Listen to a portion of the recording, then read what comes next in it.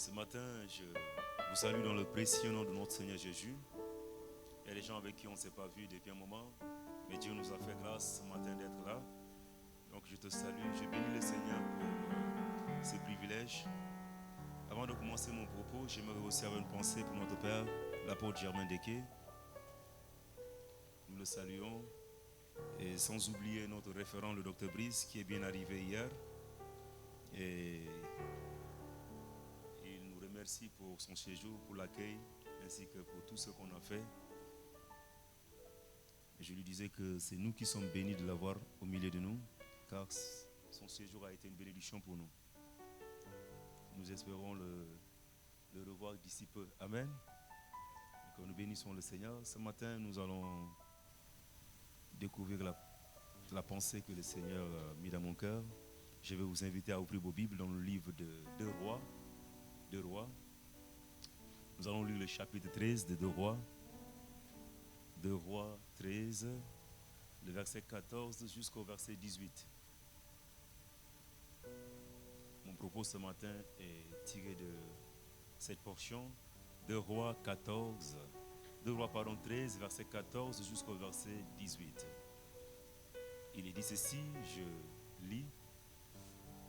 Élisée était atteint de la maladie, dont il mourut. Et Joas, roi d'Israël, descendit vers lui, pleura sur son visage et dit, mon père, char d'Israël et sa cavalerie. Élisée lui dit, prends un arc et des flèches. Et il prit un arc et des flèches. Puis Élisée dit au roi d'Israël, bande l'arc avec ta main. Et quand il eut bandé de sa main, Élisée mit ses mains sur les mains du roi. Et il dit, ouvre la fenêtre à l'Orient. Et il l'ouvrit. Élisée dit, tire. Et il tira. Et Élisée dit, c'est une flèche de délivrance de la part de l'Éternel. Une flèche de délivrance contre les Syriens. Tu battras les Syriens à Aphek jusqu'à leur extermination. Verset 18 enfin, Élisée dit encore, prends des flèches, et il les prit. Élisée dit au roi d'Israël, frappe contre terre. Et il frappa 3 fois et s'arrêta. S'il te plaît, allons au verset 19. Verset 19, il s'arrêta. L'homme de Dieu s'irrita contre lui et dit, il fallait frapper 5 ou 6 fois. Alors tu auras battu les Syriens jusqu'à l'extermination. Maintenant, tu les battras 3 fois. Parole du Seigneur. Amen. Voilà. Ce matin, j'aimerais partager cette pensée avec vous. Et mon propos, comme nous sommes toujours dans notre thème annuel, la conquête totale, mon propos ce matin, c'est reconquérir ces terres perdues.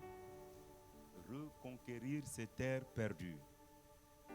Vous savez, notre marche avec Dieu est semblable à la marche des enfants d'Israël. Leur sortie du pays d'Égypte après 430 ans d'esclavage, ils ont marché vers leur destination, qui était Canaan. Et c'est comme ça que Paul aussi nous montre que nous aussi, notre marche est semblable à la marche des enfants d'Israël.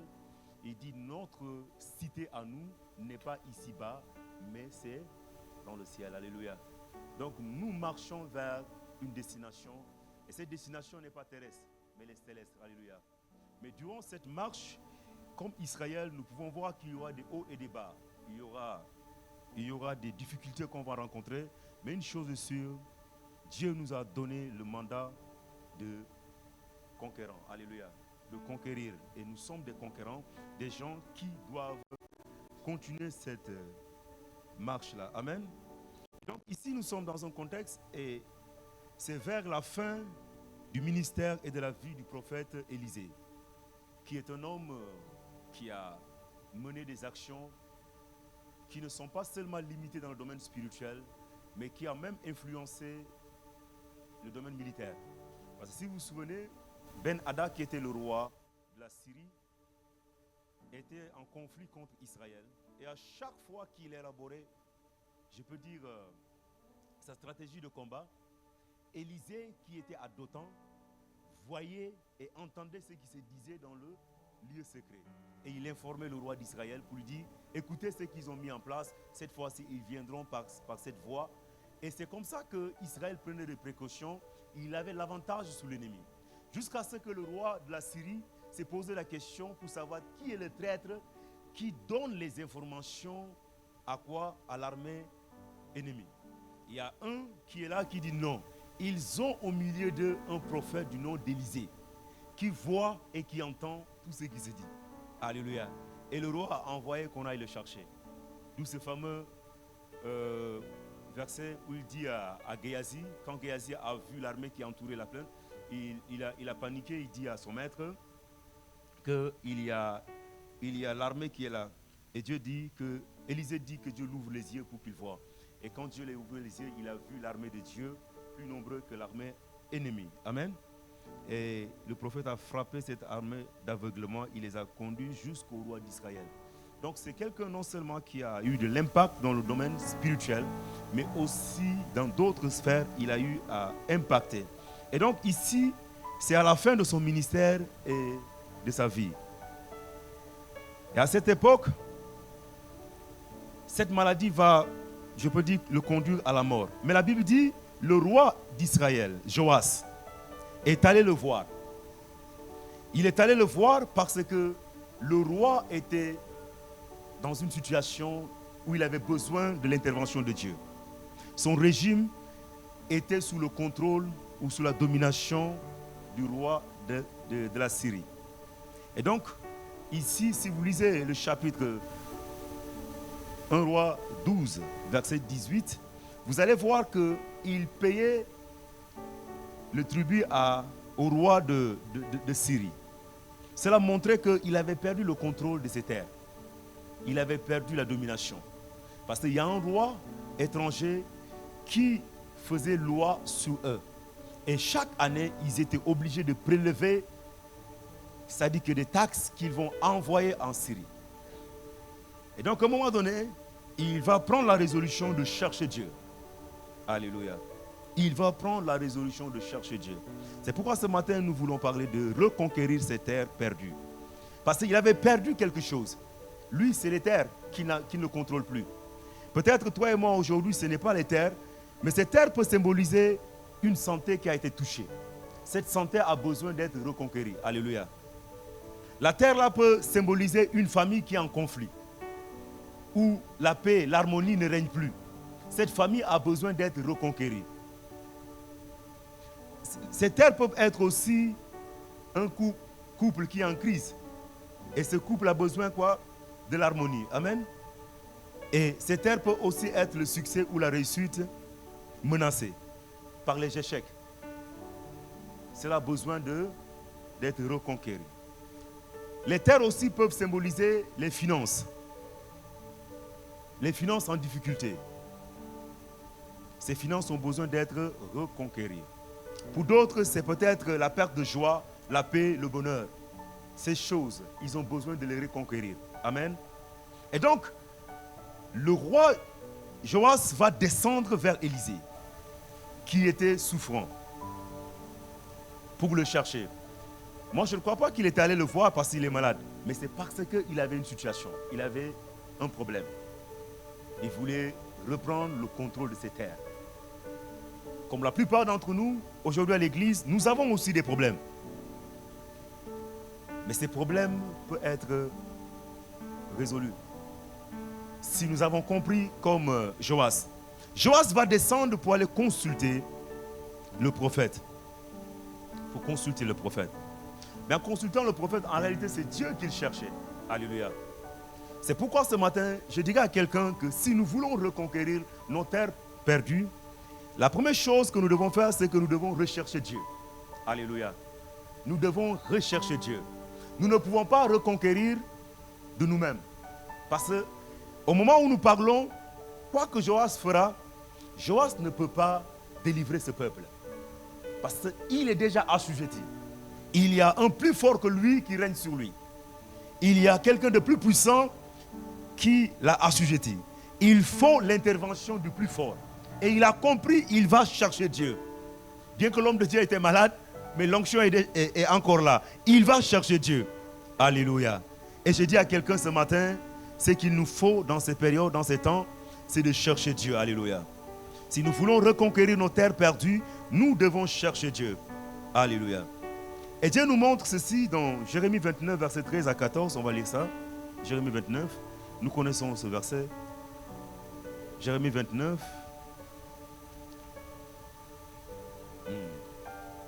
Les versets 13 et 14, nous sommes habitués au verset 12. Verset 11, 12, nous sommes habitués à ça. Le verset 13 dit, vous me chercherez et vous me trouverez, si vous me cherchez de tout votre cœur. Alléluia. Je me laisserai trouver par vous, dit l'Éternel, et je ramènerai vos captifs. Je vous rassemblerai de toutes les nations et de tous les lieux où je vous ai chassés, dit l'Éternel, et je vous ramènerai dans le lieu d'où je vous ai fait aller en captivité. Alléluia. Donc Dieu, par le biais de Jérémie, il rassure son peuple en le disant, si ce peuple le cherche, il le trouvera. Alléluia. Et j'aimais la suite, il dit, je me laisserai trouver par ceux qui me cherchent. Alléluia. Mais la condition ici dit, si vous me cherchez de tout votre cœur. Alléluia. Quelle est la situation que nous traversons? Qu'est-ce que nous vivons? Dieu nous dit, si nous le cherchons, nous le trouverons. Alléluia. Et ici ce matin, Dieu nous montre que si nous voulons reconquérir des choses qu'on a perdues, il faut que nous le cherchions. C'est en le cherchant qu'on le trouvera. Et si on le trouve, Dieu lui-même, il agira comme on va le voir tout à l'heure. Et donc Dieu rassure ce peuple. Il dit, vous me chercherez et vous me trouverez. Mais si nous le faisons de tout cœur. Alléluia. Je dis à quelqu'un, je ne sais pas qu'est-ce que tu traverses ce matin, mais Dieu te dit de le chercher. Alléluia. De le chercher. Et regardons Isaïe 26, verset 16 aussi. Toujours, Dieu nous invite à le chercher. 26, 16. 26, 16.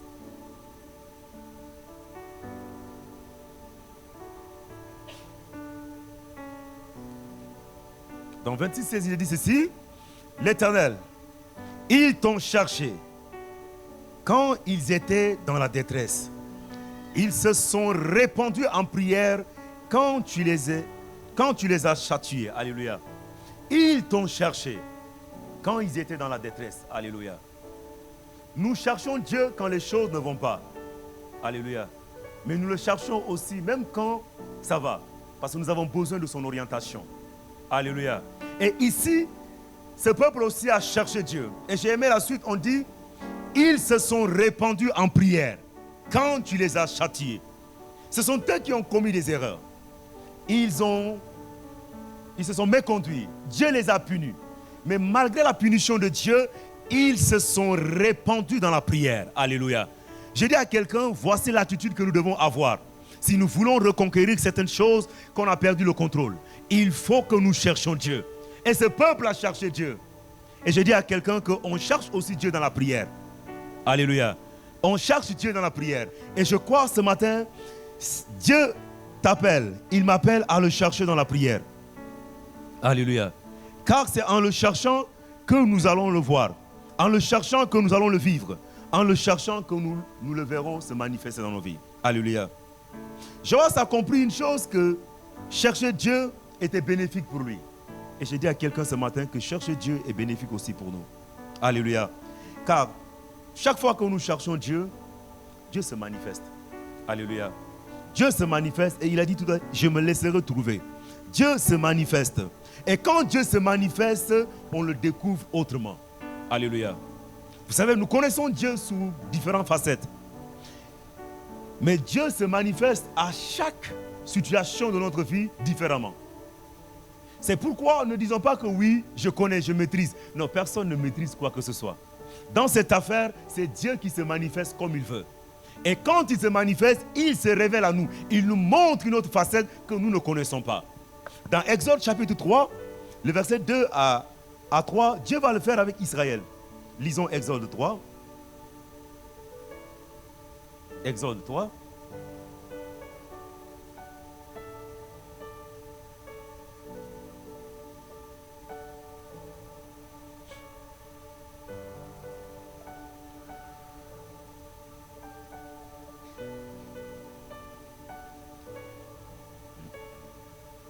Non, c'est 6. Excusez-moi, c'est pas 3, c'est 6.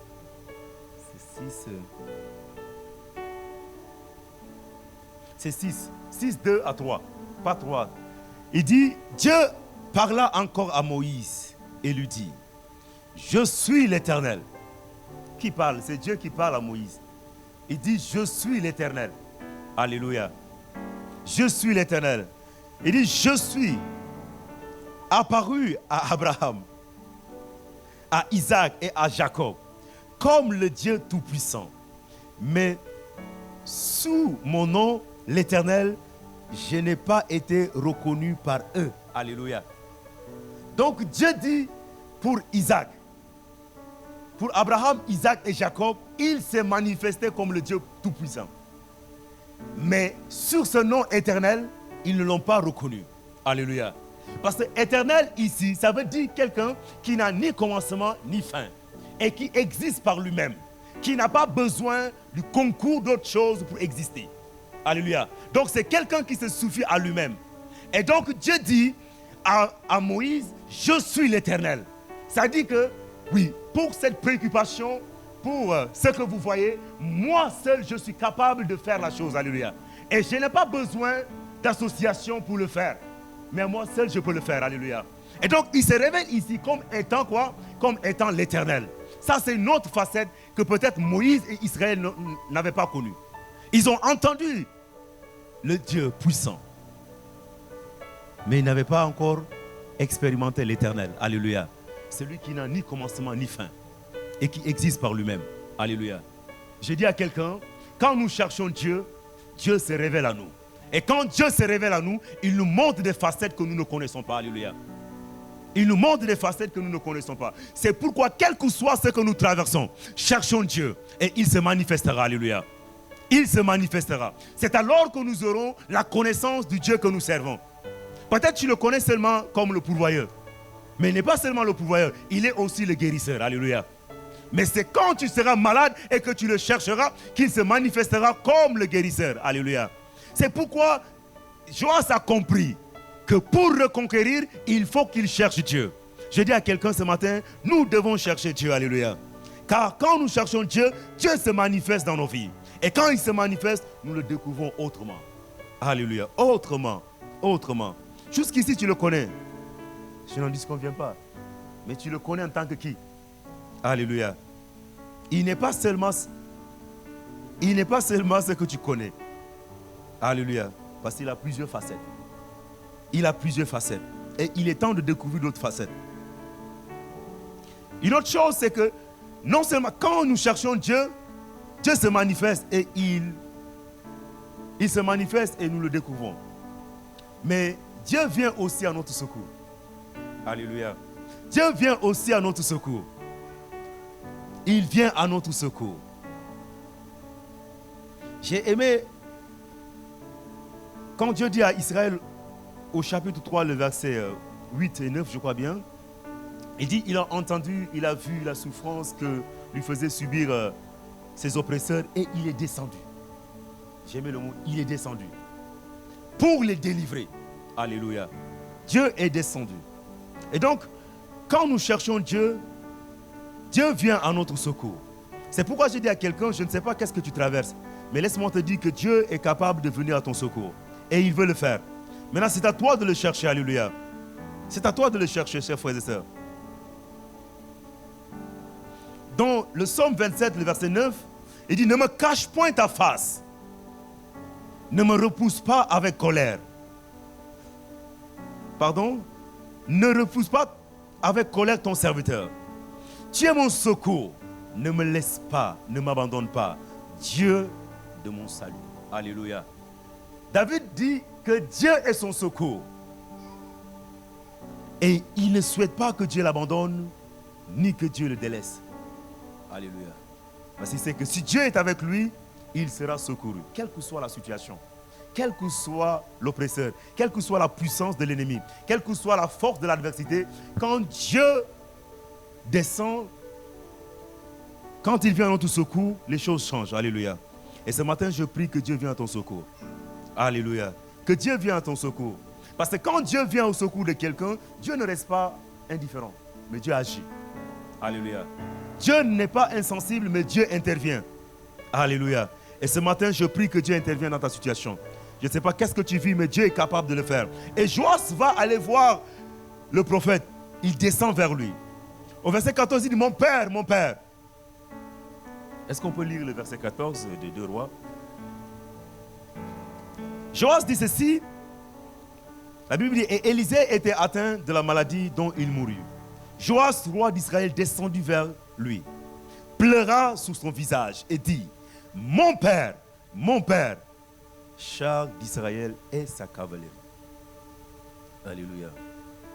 Joas reconnaît Élisée comme un conseil spirituel de la nation, mais aussi comme un représentant de Dieu et un protecteur. Alléluia. Donc lui étant roi qui a à sa disposition l'armée, mais face à une telle situation, il a besoin de quelqu'un qui est capable de lui prêter main forte. Et il est allé voir le prophète. Alléluia. Mais le prophète va lui dire ceci, prends ton arc. Alléluia. Et tes flèches. Au verset 15. Élisée lui dit, prends un arc et des flèches. Et il prit un arc et des flèches. Puis Élisée dit au roi d'Israël, bande l'arc avec ta main. Et quand il l'eut bandé de sa main, Élisée mit ses mains sur les mains du roi. Alléluia. Il dit, prends ton arc et des flèches. Prends ton arc et des flèches. Est-ce que tu peux dire ça à ton voisin? Alléluia. Prends ton arc et des flèches. Parce que tu en as besoin pour reconquérir. Alléluia. Les terres que tu as perdues, tu as besoin de l'arc et des flèches. Alléluia. De l'arc et des flèches. Alléluia. Il dit, prends ton arc et des flèches. L'arc et des flèches, c'est une arme. Alléluia. Tu ne peux pas aller en guerre et être désarmé. Alléluia. Quiconque s'apprête à aller conquérir, il doit être suffisamment armé. Et donc, le prophète lui dit d'être armé. Et il a pris ses armes. Et ici, les flèches, parce que quand on parle de flèches, ce n'est pas une seule flèche. Donc, ce qui veut dire que dans son carquois, il y a plusieurs flèches. Alléluia. Mais ici, il avait besoin d'une flèche qu'il a tirée d'abord. Et le prophète va lui dire, c'est la flèche de la délivrance. Alléluia. Parce que pour sa situation, il a besoin de la délivrance. Mais pour toi et moi, peut-être, nous avons besoin de la guérison. Peut-être pour toi et moi, on a besoin de la restauration. Peut-être pour toi et moi, on a besoin de la visitation de Dieu. Donc, nous n'avons pas tiré la même flèche que lui. Lui, il a tiré la flèche de la délivrance. Alléluia. Donc, il y a plusieurs flèches dans un carquois. Amen. Et la flèche est l'image de la prière, chers frères et sœurs. La flèche est l'image de la prière. Si nous voulons reconquérir, la prière doit être notre arme. Alléluia. La prière doit être notre arme. Nous devons nous lever dans la prière. On ne peut pas vouloir reconquérir les terres qu'on a perdues en étant assis et en se lamentant. Non. Il faut que nous prenions l'arc et les flèches. Alléluia. Et l'arc et les flèches symbolisent la prière, chers frères et sœurs. C'est lever dans la prière. Je suis étonné. Nous avons besoin de voir la main de Dieu. Mais combien de temps nous prions? Tous tels que nous sommes, combien de temps nous prions? La flèche, ou les flèches ici, symbolisent aussi la discrétion. Alléluia. La discrétion. Nous combattons dans la prière, mais nous restons discrets. Alléluia. Aujourd'hui, c'est déplorable de voir même les chrétiens tombent dans ces choses. La vie, ça dit que d'un enfant de Dieu est exposé au grand jour comme si, je ne sais pas, les réseaux sociaux, nos statuts. Aujourd'hui, pour connaître l'humeur de quelqu'un ou l'état de quelqu'un, il faut aller voir ses statuts. Alléluia. Ces statuts disent tout sur la personne. Alléluia. Tout. Quand la personne a l'argent, tu le sais au travers de ses statuts. Quand la personne galère, tu le sais aussi au travers de ses statuts. Quand ça ne va pas, il est en froid ou il est en conflit avec les autres, tu le sais au travers de ses statuts parce qu'il y a des clashs là-bas. Alléluia. Donc c'est devenu aujourd'hui un lieu où on expose nos vies. On n'a plus, c'est de la discrétion, le secret. Et comment veux-tu reconquérir avec cette attitude. On connaît tout de toi. Tout. Ta vie n'est pas cachée. Quiconque veut connaître un aspect de ta vie, il va suivre tes réseaux. Alléluia. Et toi, tu es chrétien, tu espères reconquérir, mais tu vis comme des païens. Alléluia. Et puis, rencontre, tu es devenu influenceur maintenant. Alléluia. Mais avec quel contenu? Non, je sais que ce n'est pas mauvais, mais avec quel contenu? Alléluia. Tu influences comme eux. Mais change au moins. Alléluia. Viens avec un contenu qu'ils n'ont pas. Donc, il faut la discrétion, chers frères et sœurs. On connaît tout. Tu veux voyager, tout le monde connaît déjà ton projet de voyage. Alléluia. Tu es en train de monter un projet, tout le monde connaît le projet de A à Z. Mais quand est-ce que tu seras discret? La discrétion, c'est aussi une arme. Alléluia. Et ici, nous avons besoin aussi d'être discrets. Discret. Ce n'est pas mauvais de partager ces choses avec les autres qui t'aident dans la prière. Mais qui est-ce que tu partages ta vie? Alléluia. Qui est-ce que tu partages ta vie? Et tu es étonné que tout le monde connaisse ta vie. Mais ne sois pas étonné, tu n'es pas discret. Une autre chose, les flèches aussi peuvent symboliser la patience. La patience, chers frères et sœurs. Quand on veut reconquérir, il faut être patient. Alléluia. Il faut être patient. Les choses ne se feront pas du jour au lendemain. Mais Dieu est un bâtisseur. Dieu bâtit brique après brique. Dieu ne vient pas seulement faire les choses d'un jour. Il peut le faire. Mais Dieu bâtit solidement. Alléluia. Et pour bâtir solidement avec toi, Dieu le fait étape par étape. Ne te précipite pas pour brûler les étapes. Mais monte, marche après marche. Alléluia. Marche après marche. Une chose est sûre et certaine, avec Dieu tu arriveras. C'est sûr, tu arriveras avec Dieu. À moins que tu sois seul. Mais si tu es avec Dieu, tu arriveras. C'est pourquoi nous devons aussi avoir dans notre carquois la patience. Alléluia, la patience. La patience. Une autre chose aussi, les flèches peuvent symboliser la résistance. La résistance. Ah, c'est là le problème aujourd'hui. Vous savez, je ne sais pas, nous sommes en train de... Bon, nous qui prêchons aussi parfois, aussi nous sommes fautifs. Aujourd'hui, nous avons parlé d'un christianisme où tout est rose. Voilà. Où voilà, tout est correct, tout est impec. Il n'y a pas de souffrance, il n'y a pas de lutte, il n'y a pas de combat, il n'y a pas de défaite. Alléluia. Mais dans la vie chrétienne, tu peux subir une défaite. Oui. Tu peux tomber. Tu peux être vaincu. Lamentablement. Ce n'est pas que Dieu n'est pas avec toi. Mais chaque chose que Dieu fait est une leçon. Amen. Donc c'est possible. Et la résistance nous forge, nous permet de tenir. Aujourd'hui, quand c'est dur seulement, on jette l'éponge. Oh non, là, je ne comprends pas pourquoi c'est comme ça. Mais si ce n'est pas comme ça, comment veux-tu que les choses soient? Alléluia. Toi, tu es porteur d'une grâce. Tu as la chose de Dieu en toi.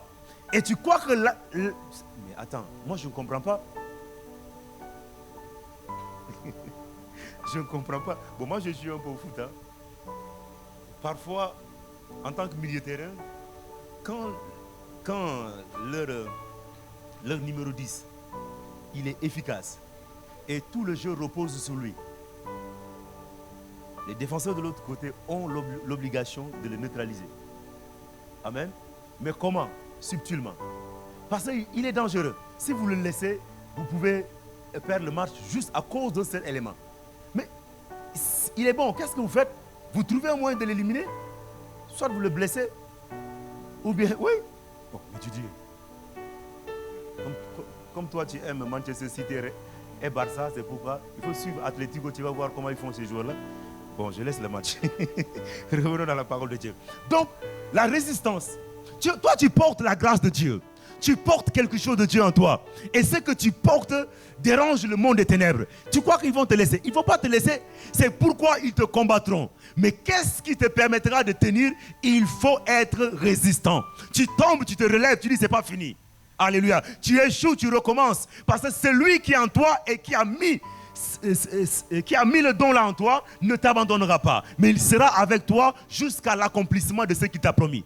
Mais maintenant, pourquoi quand les choses sont dures, on jette l'éponge? Et puis, pire encore, moi je ne comprends pas d'où vient cette mentalité où on accuse tout le monde les autres, toujours les autres. Ah non, mais si je n'ai pas réussi, c'est les autres. Si je n'ai pas pu avancer, c'est les autres. Si ce n'est pas les sorciers, c'est les membres de la famille. Si ce n'est pas les membres de la famille, c'est les gens de ton boulot. Si ce n'est pas eux, c'est les frères du département. Ah, moi je ne chante plus bien parce que la fois dernière, on m'a mal parlé. Attends, qu'est-ce que ça a à voir avec nous? Alléluia. Encaisse et avance. La résistance. Aujourd'hui, les gens jettent l'éponge pour un rien. Je dis à quelqu'un que nous voulons reconquérir les terres perdues. Alléluia.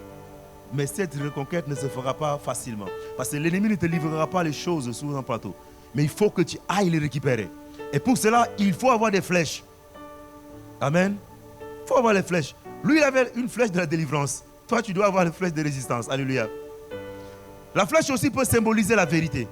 Alléluia. La vérité. Vous savez, très souvent, nous voulons combattre. Mais les armes que nous utilisons ne sont pas conventionnelles. C'est des armes non conventionnelles. Et qui n'ont pas d'effet dans le camp de l'ennemi. Tu combats avec la colère. Tu combats avec le mensonge. Tu combats avec la duplicité. Tu combats avec la tricherie. Mais tu ne peux pas le battre, c'est son terrain. Si tu veux le vaincre, tu ne vas pas dans son terrain avec ses armes. Il faut être armé. C'est pourquoi la Bible nous dit dans 1 Corinthiens, je crois, dans 2 Corinthiens 10.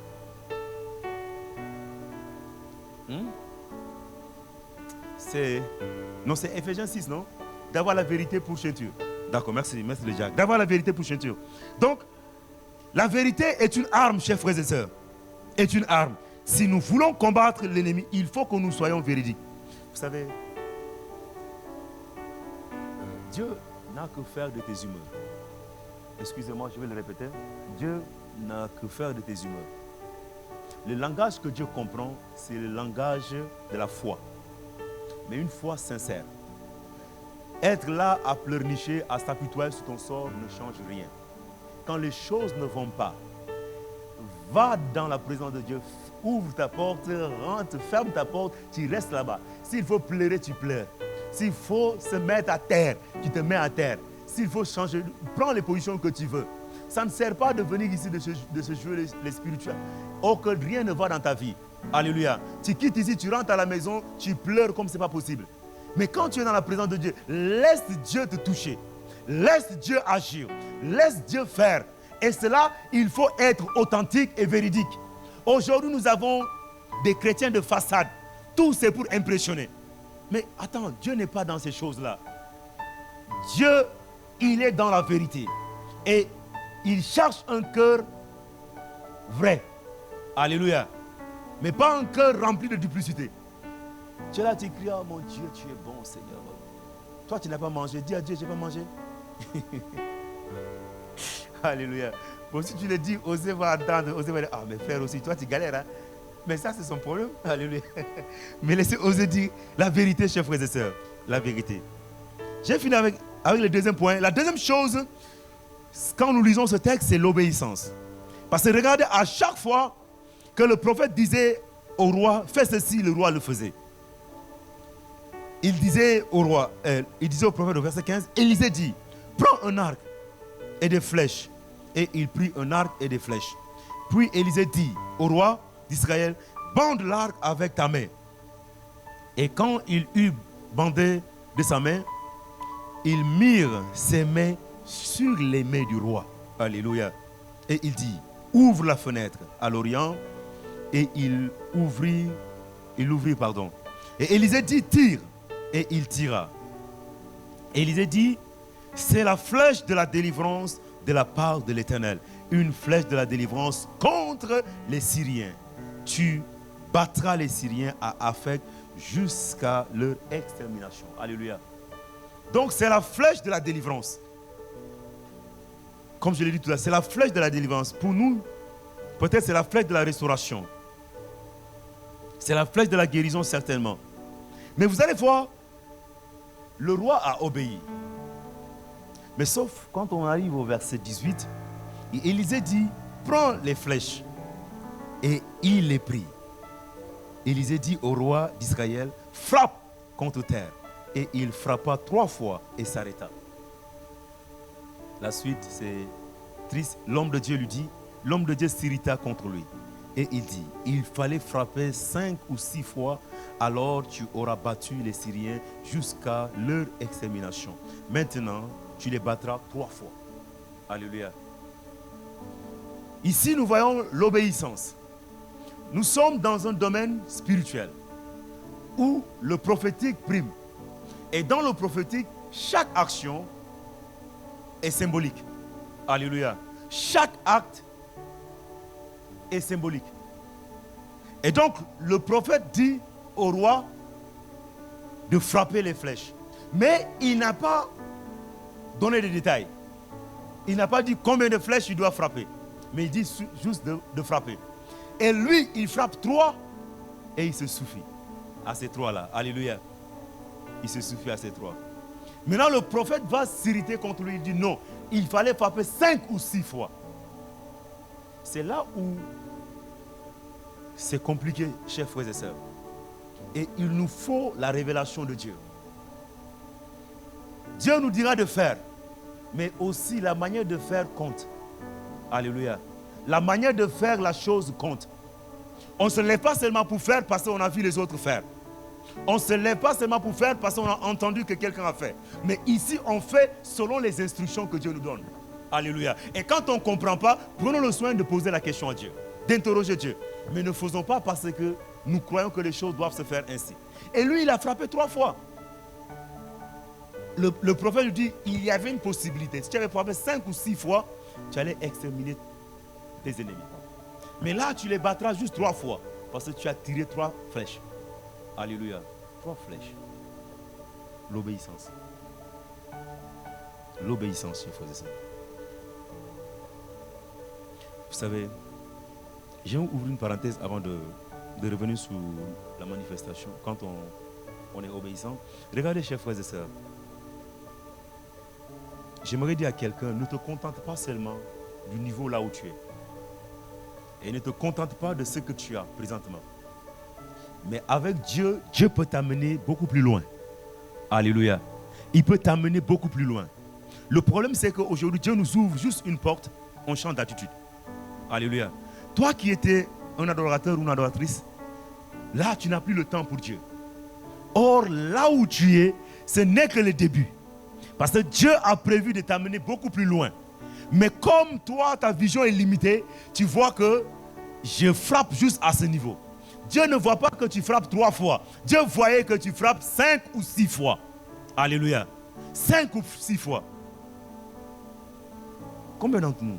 Aujourd'hui, tu gagnes 250 000, 300 000 francs. Pour toi, c'est beaucoup. Mais le potentiel que tu as, tu peux gagner des millions. Alléluia.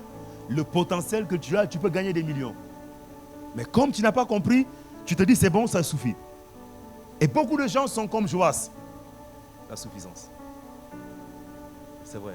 La suffisance est différente du contentement. Le contentement, quand on n'a pas, on fait avec les moyens qu'on a.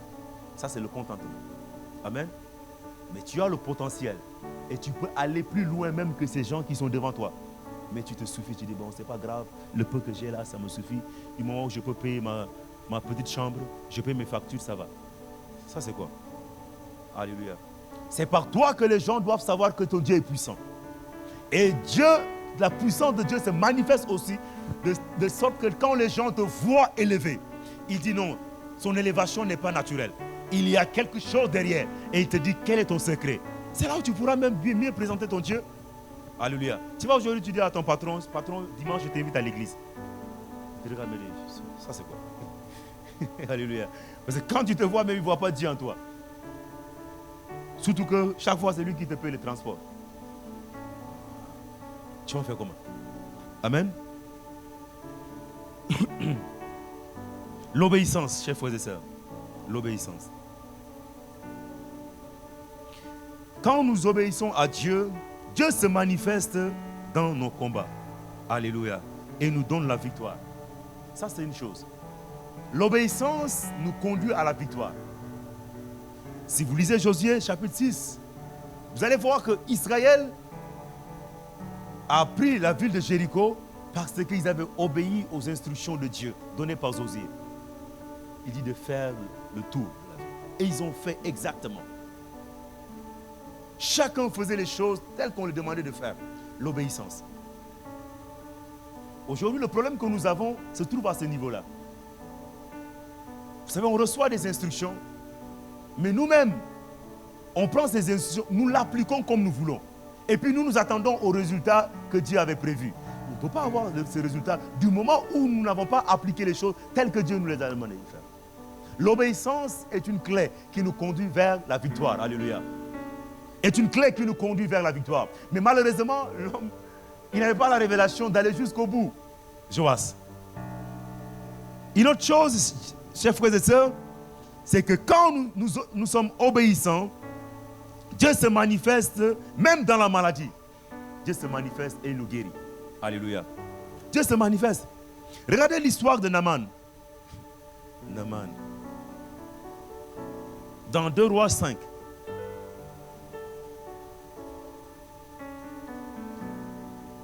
Naaman.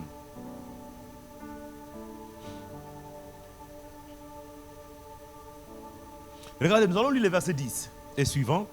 Élisée lui fit dire par un messager, va et lave-toi 7 fois dans le Jourdain. Ta chair deviendra saine et tu seras pur. Verset 11. Naaman fut irrité et il s'en alla en disant, voici, je me disais, il sortirait vers moi et se présentera lui-même. Il invoquera le nom de l'Éternel, son Dieu.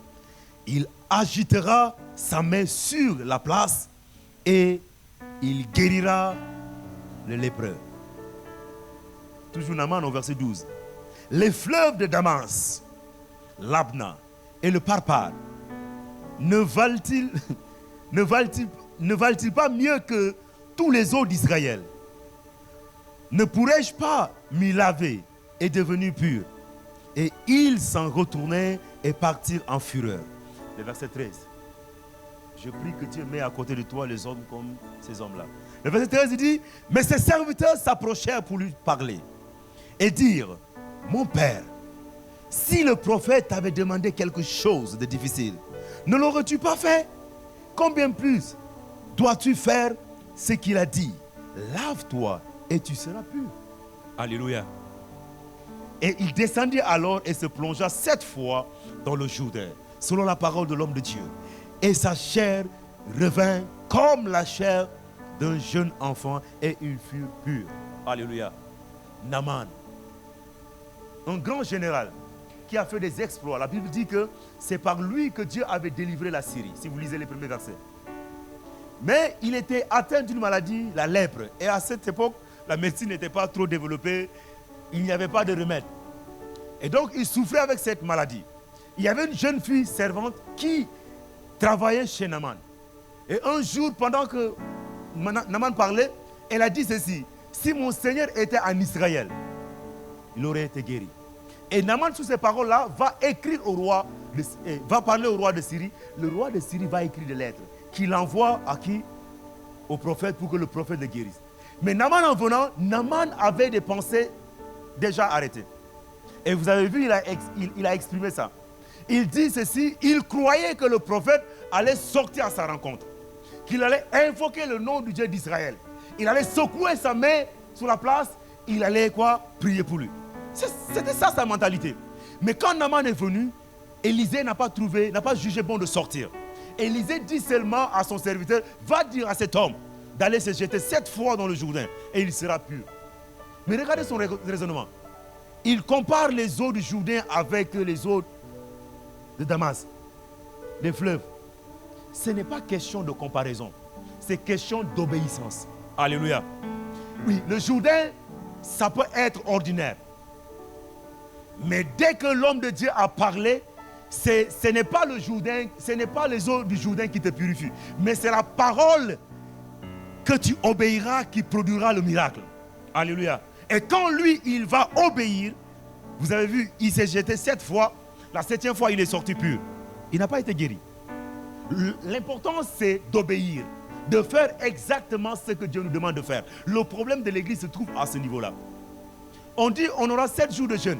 Toi, tu dis, non, on a jeûné il y a 3 jours de cela. Pourquoi on va jeûner encore? Mais jeûne. Alléluia. Tu ne sais pas pourquoi Dieu a dit demander de jeûner, jeûne. Peut-être le jeûne là c'est pour toi. Alléluia. Donc Naaman, et il y a beaucoup de chrétiens qui raisonnent comme Naaman. Dieu se manifeste dans la guérison. Alléluia. Quand nous obéissons. Quand nous obéissons. Pardon, dans la maladie, Dieu nous guérit. Alléluia. Dieu, quand nous obéissons aussi, Dieu se manifeste même dans la servitude pour nous délivrer. Alléluia. Même dans la servitude pour nous délivrer. Regardez, Israël était en Égypte. La nuit où Dieu devait délivrer, Dieu donna les instructions. Il dit de tuer quoi, l'animal, d'appliquer les sangs sous les linteaux, sous les poteaux. On va lire ça. Est-ce qu'on peut lire Exode 12, versets 21, 23? On va finir bientôt. Donnez-moi juste quelques minutes. Exode 12. 12, oui. 21, 23.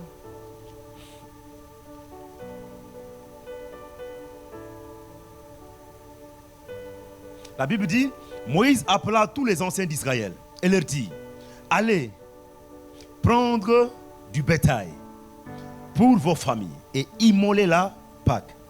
Verset 22, vous prendrez ensuite un bouquet d'hysope.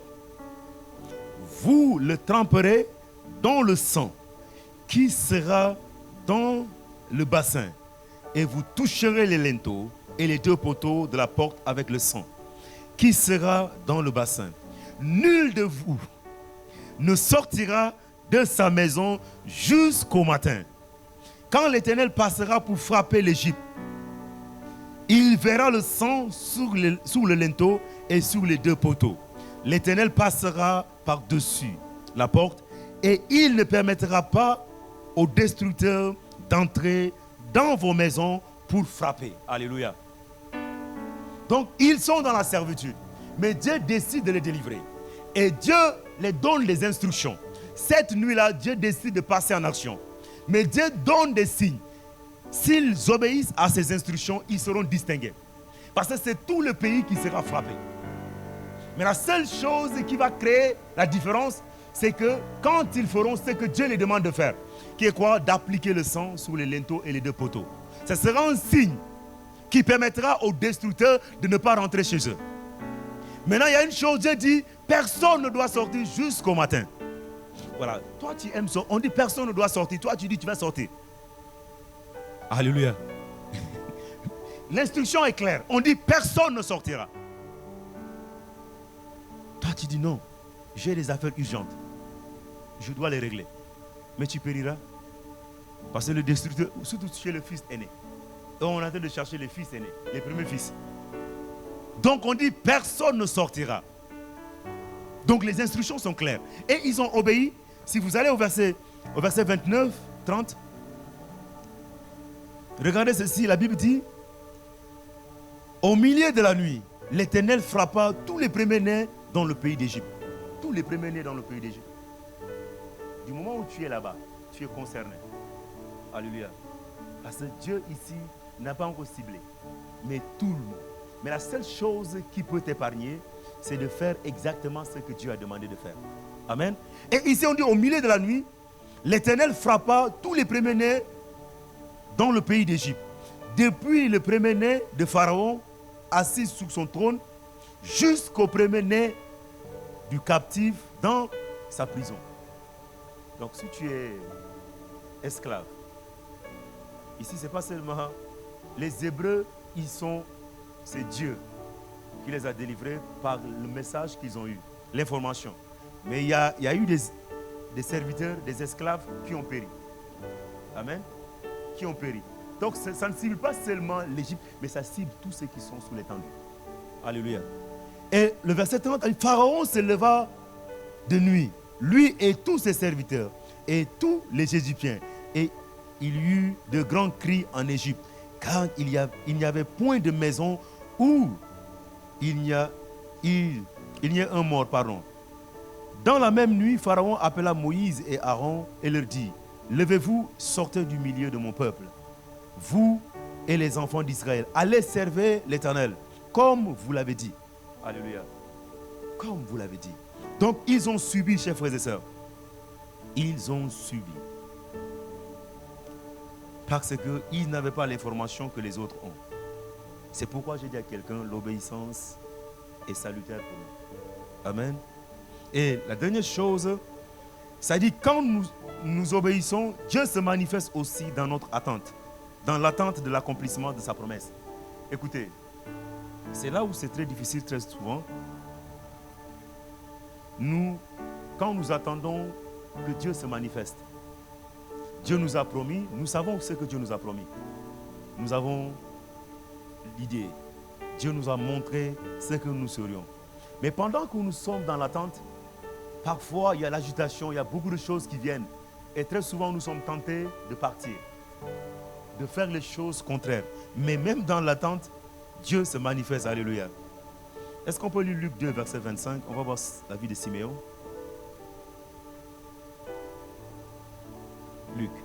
Luc 2.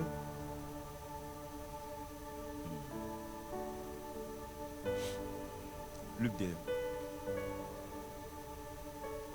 La Bible dit, et voici, il y avait à Jérusalem un homme appelé Siméon. Cet homme était juste et pieux. Il attendait la consolation d'Israël. Il attendait la promesse que Dieu avait faite à Israël. Amen. Et l'Esprit Saint était sur lui. Verset suivant, 26. Il avait été divinement averti par le Saint-Esprit qu'il ne mourra point avant d'avoir vu le Christ du Seigneur. Divinement averti. Comme toi et moi qui ont reçu les promesses de Dieu. Que Dieu a dit qu'il fera. Dieu a dit qu'il te visitera. Dieu a dit qu'il te guérira. Mais cependant, tu es dans l'attente, mais les choses ne se déroulent pas. Dans ta tête, tu te disais que dans 2 semaines, je serai visité. Dans 1 mois, je serai visité. Dans 2 ans, 1 année, dans 10 ans. Mais jusqu'à là, il n'y a rien. Et on commence à perdre patience. Mais cet homme aussi avait la promesse sur lui. C'est qu'il ne mourra pas sans avoir vu le Christ du Seigneur. Sans avoir vu. Ça, c'était la promesse que Dieu lui a faite. Allons-y au verset 27. Il vint au temple poussé par l'Esprit. Quand le temps est venu, c'est Dieu qui a orchestré les choses. C'est Dieu qui a conduit les choses. La Bible dit poussé par l'Esprit. Et ce que j'ai aimé ici, ce n'est pas qu'il a fait de lui-même. C'est ce que beaucoup de gens font. Dans l'attente, ils commencent à créer des mécanismes pour aider Dieu. Tu n'as pas besoin d'aider Dieu. Qu'est-ce que tu as besoin de faire? Suis ce que le Saint-Esprit te dira. Et lui, il était dans l'attente. L'Esprit, la Bible dit poussé par l'Esprit. Il est allé au temple parce que l'Esprit l'a conduit. Il ne s'est pas conduit seul. Nous échouons parce que nous nous conduisons seuls. Les choses ne marchent pas parce que nous avons voulu faire les choses de nous-mêmes. Dieu n'y est pas. Mais lui, il avait la promesse qu'il ne mourra pas aussi longtemps qu'il n'a pas vu l'accomplissement de cette promesse. Il était dans l'attente. Mais dans ces temps d'attente, la Bible dit quand le moment est venu, l'Esprit. La Bible dit il est allé au temple poussé par l'Esprit. Et comme les parents apportaient le petit enfant Jésus pour accomplir à son égard ce qu'ordonnait la loi. Allez-y au verset suivant. 28 s'il vous plaît. Il le reçut dans ses bras et bénit Dieu. Et dit. Il le reçut dans ses bras et bénit Dieu et dit. Maintenant Seigneur, tu laisses ton serviteur s'en aller en paix selon ta parole. Alléluia. Parce qu'il a vu ce que Dieu lui avait promis. Alléluia. Il a entendu, je ne sais pas combien de temps ça a duré l'attente. Mais une chose est sûre et certaine, il demeurait dans l'attente. Et quand le temps est venu, l'Esprit l'a poussé, il est allé à la rencontre, il a vu. Maintenant c'est lui, satisfait, il a fait cette déclaration. Il dit maintenant, Seigneur, tu laisses ton serviteur s'en aller en paix, selon ta parole. Parce que la promesse c'était aussi longtemps qu'il n'avait pas vu, il n'allait pas mourir. Alors, je vais finir par là, je conclue mon message pour dire ceci. Dieu t'a promis. Et parfois, quand tu te mets à nous raconter ce que Dieu t'a promis, nous-mêmes on est là, on dit waouh. On dit Ndeysaan. C'est merveilleux. Alléluia. Mais toi qui nous racontes des choses merveilleuses là, c'est toi qui t'agites encore. Une maladie vient dire, oh non, je ne comprends pas pourquoi je suis malade. Ah, pourquoi les choses... Attends. Parce que Dieu t'a dit aussi longtemps que tu n'as pas vécu ce qu'il t'a dit, tu ne mourras pas.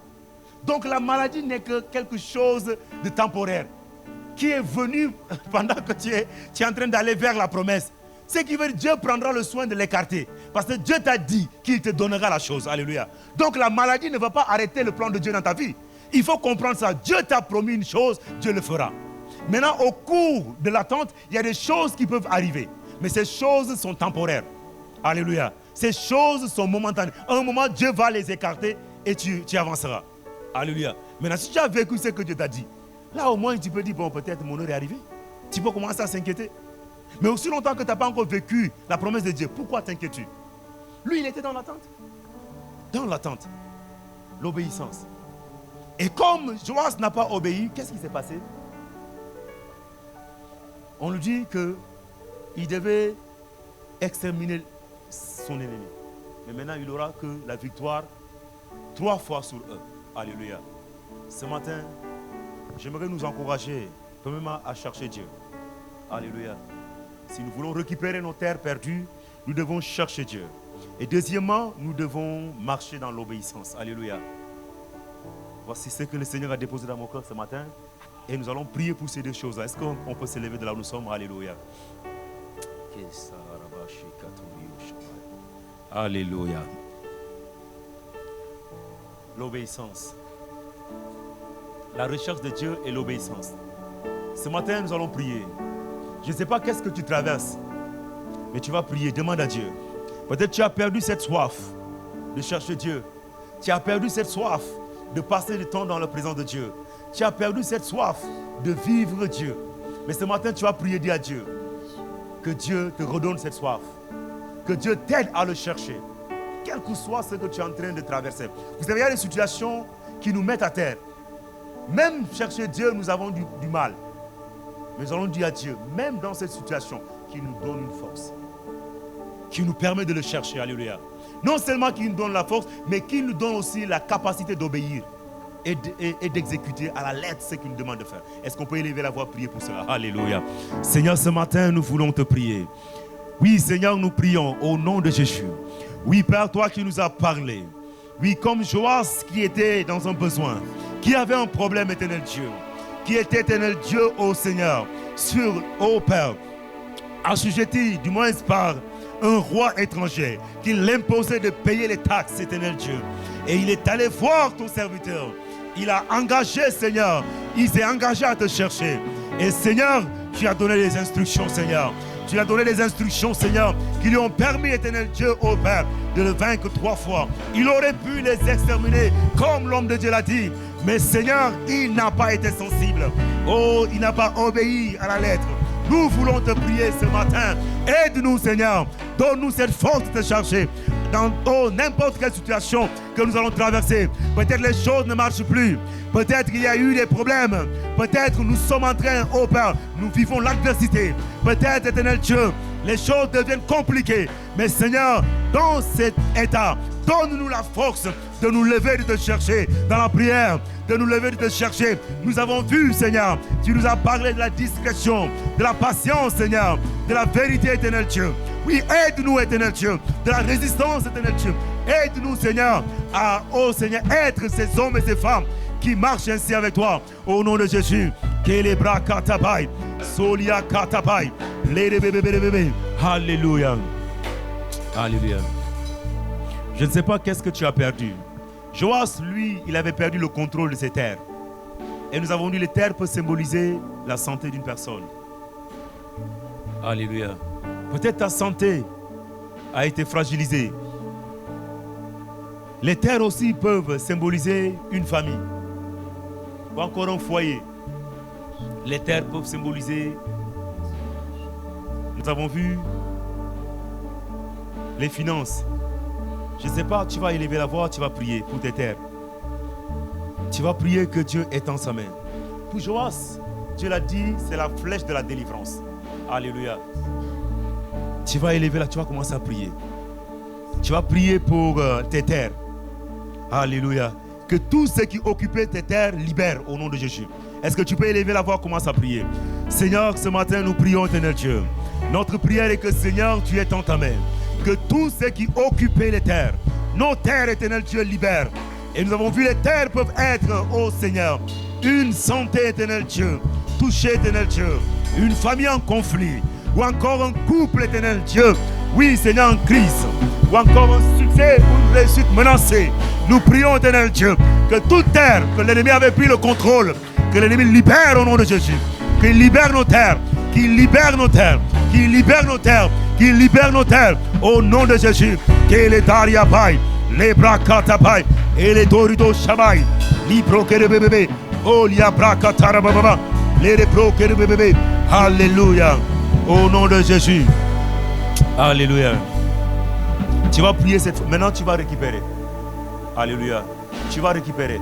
Je ne sais pas qu'est-ce que tu as perdu, ou ce matin, quelles sont les terres que Dieu t'a mis à cœur de récupérer. Tu vas élever la voix, tu vas commencer à récupérer, tu dis je récupère mes terres, Alléluia. Si c'est la santé, tu récupères sa santé. Alléluia. Si c'est la paix, tu récupères ta paix. Si c'est le bonheur, l'harmonie, tu récupères. Si c'est les finances, tu récupères. Élève la voix, commence à déclarer cela. Alléluia. Au nom de Jésus. Ce matin, nous récupérons, éternel Dieu, les terres, éternel Dieu, que l'ennemi nous avait volées. Nous récupérons ces terres au nom de Jésus. Nous récupérons ces terres au nom de Jésus. Nous récupérons ces terres au nom de Jésus. Toute terre que l'ennemi avait occupée illégalement, Seigneur, nous le délogeons, Seigneur, et nous récupérons le contrôle. Joas avait perdu le contrôle du royaume que tu l'avais confié.